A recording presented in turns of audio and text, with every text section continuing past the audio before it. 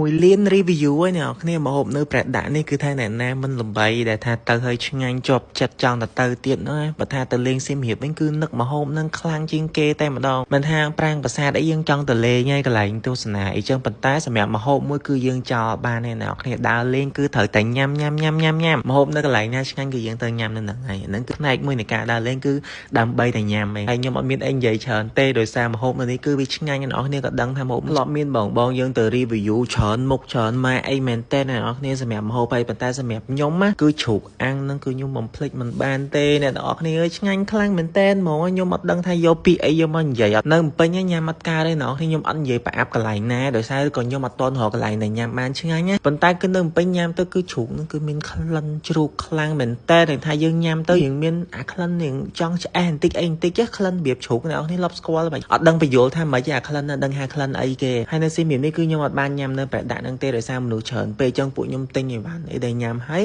បើកឡានទៅមុខតិចញ៉ាំទៅផ្លូវទៅអង្គរហ្មងកន្លែងណាតនេគឺពួកខ្ញុំចូលញ៉ាំហើយធ្វើយើងដាក់តុកដាក់កៅអីឲ្យមករៀបចំអីញ៉ាំជុំគ្នាអញ្ចឹងទៅអូនិយាយពីថាម្ហូបនេះវាកាន់តែឆ្ងាញ់អាទេសភាពនេះវាកាន់តែស្រស់ស្អាតទៀតអ្នកនរនិយាយពីថាមិនដែលទៅដើរលេងនៅណាដូចយើងដើរលេងនៅសៀមរាបគឺសប្បាយខ្លាំងមែនតើខ្ញុំឆ្ងល់អ្នកនៅសៀមរាបនោះក៏ធ្វើម្ហូបអីឆ្ងាញ់ក៏ឆ្ងាញ់មិនប៉ិនធ្វើហ្មងអ្នកខេត្តហ្នឹងខ្ញុំចង់ឲ្យគាត់មកធ្វើម្ហូបញ៉ាំមន់ដុតជ្រូកដុតអីណាផ្អែមនំពុំឆ្ងាញ់គ្រប់មុខទាំងអស់